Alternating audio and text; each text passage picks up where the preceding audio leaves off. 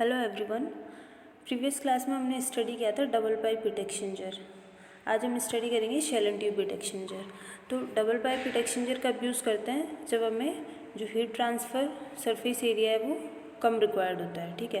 और shell and tube के कब यूज़ करते हैं हम? जब जो हीट ट्रांसफ़र एरिया होता है हमारा सरफेस एरिया वो ज़्यादा रिक्वायरमेंट होती है उसकी, तब shell and tube heat exchanger use करता है, ठीक है। अब shell and tube heat exchanger में क्या होता है, डिफरेंट टाइप के पासेस यूज़ करते हैं, जैसे 1 shell pass, 1 tube pass heat exchanger, या फिर 1 2 पास या 2 4 पास। इस टाइप से शेल एंड ट्यूब में पास डिसाइड करते हैं। वो क्या होता है, जो 1 शेल पास है, ठीक है, यानी कि 1 शेल पास और 1 ट्यूब पास है, उसमें क्या होता है कि जो ट्यूब साइड फ्लूइड है, ठीक है, जो ट्यूब साइड फ्लूइड है वो एक साइड से एंटर किया और दूसरी साइड से एग्जिट किया, ठीक है। ऐसे ही जो शेल साइड फ्लूइड है वो भी एक साइड से एंटर किया और दूसरी साइड से एग्जिट कर जाएगा, यानी कि दोनों फ्लूइड क्या होंगे, एक ही बार फ्लो करेंगे, चाहे वो ट्यूब साइड फ्लूइड हो या शेल साइड फ्लूइड हो, ठीक है। जैसे शेल साइड फ्लूइड था, इसने यहाँ से, ये इसका इनलेट है, अब ये क्या होगा कि यहाँ से एंटर किया, फिर ये क्या है, बैफल्स लगी हुई है, ये बैफल्स की वजह से इस टाइप से फ्लो होगा और आउटसाइड निकल जाएगा, ठीक है। ये हो गया शेल साइड, यानी कि 1 पास।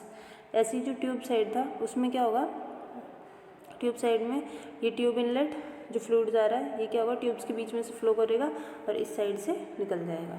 तो ये तो हो गया 1 पास, ठीक है। 1 2 पास में क्या होता है कि 1 2 पास यानी कि 1 शेल पास और 2 ट्यूब पास, यानी कि जो शेल साइड फ्लूइड है वो तो एक ही बार फ्लो करेगा, ठीक है। जैसे ये शेल साइड इनलेट था, यहाँ पे बैफल्स लगी हुई, तो ये इस प्रकार से, ठीक है, मूव करेगा और यहाँ से ये इसका हो जाएगा आउटलेट। अब जो ट्यूब साइड फ्लूइड है वो क्या होगा, एक साइड से एंटर किया इसने, ठीक है, यहाँ से एंटर किया, फिर ये ऐसे फ्लो होगा। अब क्योंकि जो पार्टीशन प्लेट लगी हुई है उसकी वजह से ये पूरी शेल में फ्लो नहीं होगा ट्यूब साइड, तो ये इस साइड आएगा, ठीक है, ऐसे फ्लो करेगा। फिर पार्टीशन प्लेट की वजह से क्या होगा, घूमकर फिर इस टाइप से जाएगा और फिर ये हो गया इसका ट्यूब आउटलेट, ये था इनलेट, ठीक है।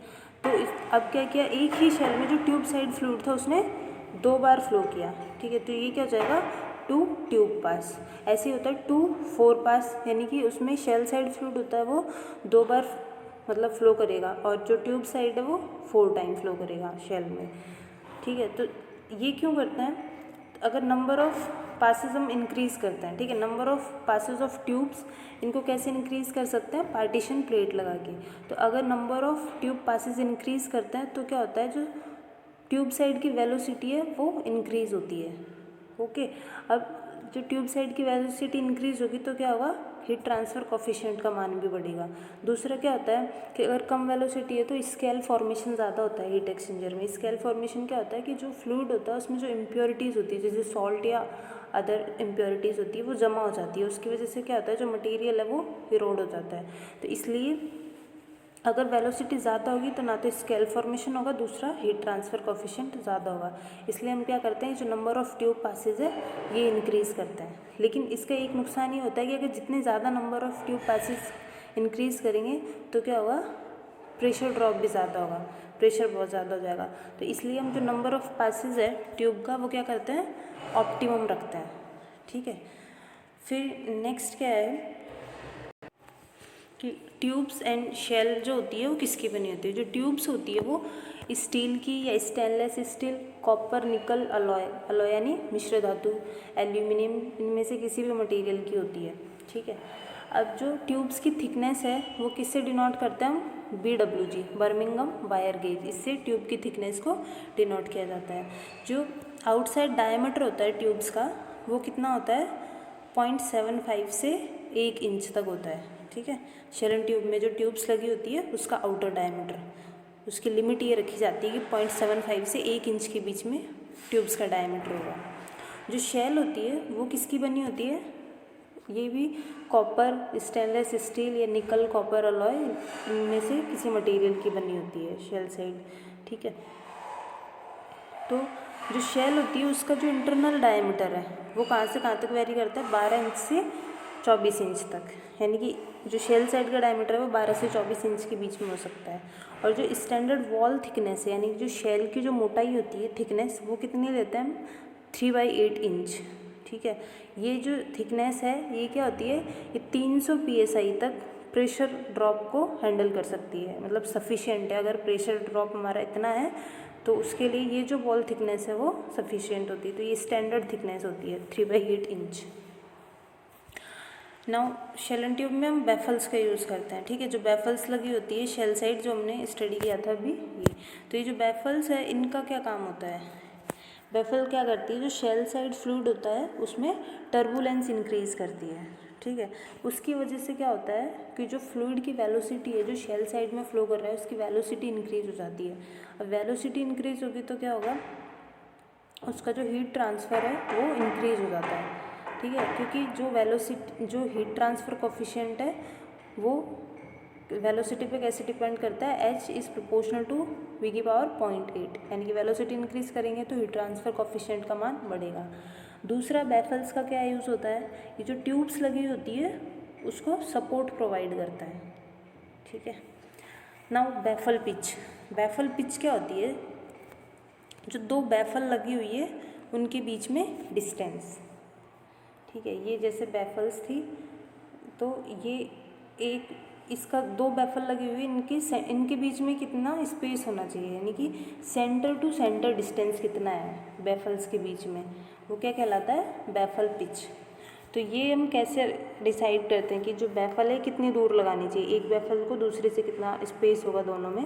तो मिनिमम कितना होता है, जो इनर साइड डायमीटर होता है शेल का उसका 1/5 क्या होता है, मिनिमम बैफल स्पेसिंग, और मैक्सिमम इससे कम होना चाहिए, जो इनसाइड डायमीटर होता है शेल का उससे कम होना चाहिए, ठीक है।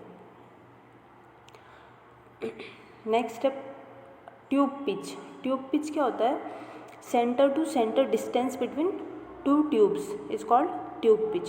जो ट्यूब्स लगी हुई होती है हमारी इसमें सेंटर टू सेंटर डिस्टेंस, ठीक है। जैसे कि ये ट्यूब्स लगी हुई है स्क्वायर शेप में, मतलब ये अरेंजमेंट जो है वो स्क्वायर है, तो ये इसका सेंटर और इसका सेंटर, इनके बीच में जो दोनों के बीच में जो डिस्टेंस है वो क्या कहलाएगी, पिच। तो जो ट्यूब्स होती है वो जनरली स्क्वायर पैटर्न में भी हो सकती है और ट्रायंगुलर में भी हो सकती है।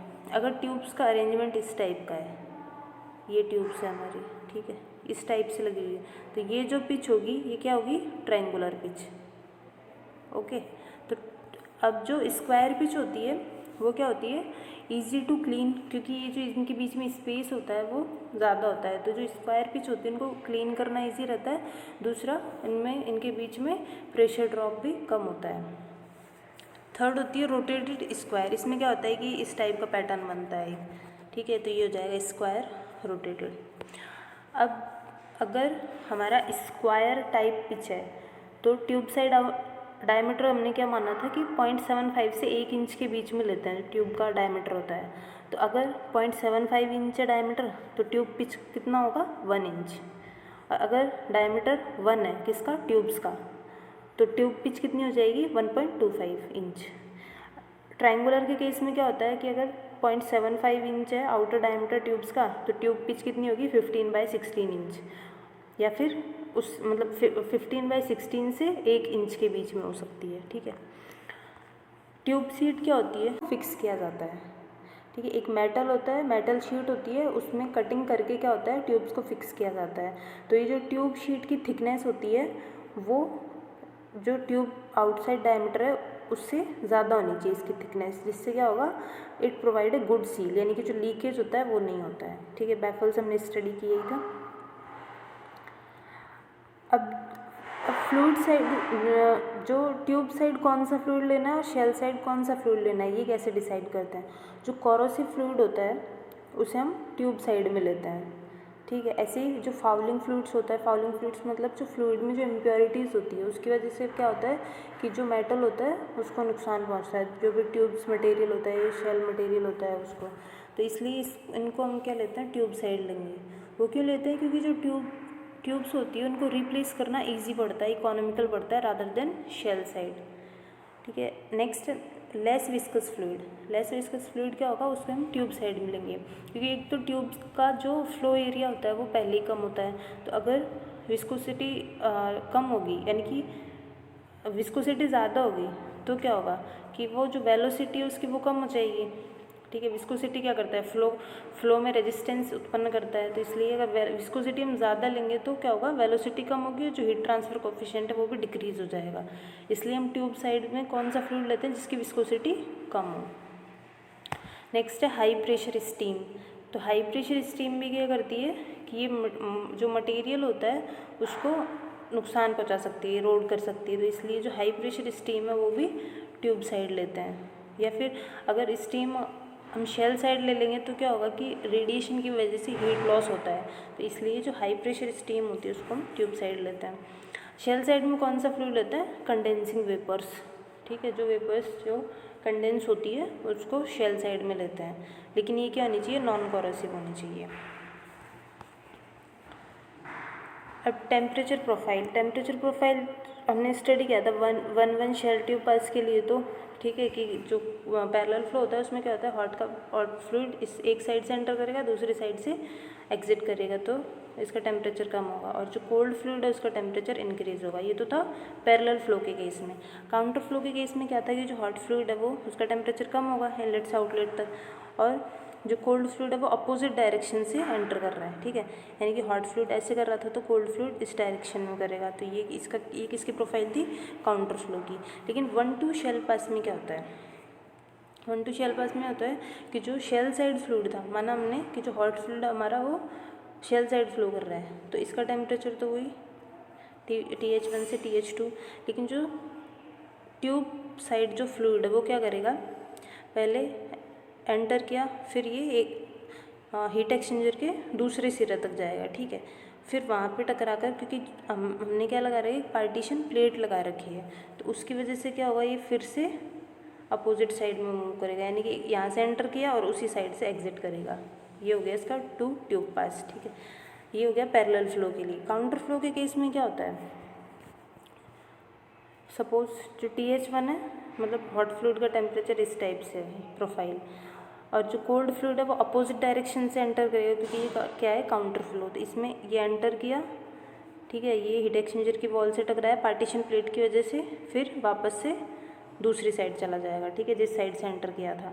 तो इसमें क्या होता है ना काउंटर फ्लो में, कि ये इसको क्रॉस कर सकता है जो हॉट फ्लूइड का टेम्परेचर, यानी कि जो हॉट फ्लूइड का जो आउटलेट टेम्परेचर है उससे ज़्यादा हो सकता है कोल्ड फ्लूइड का आउटलेट टेम्परेचर, ठीक है। ये होता है 1-2 पास में काउंटर फ्लो में, ठीक है। 1 shell pass, 2 tube pass and counter flow pattern.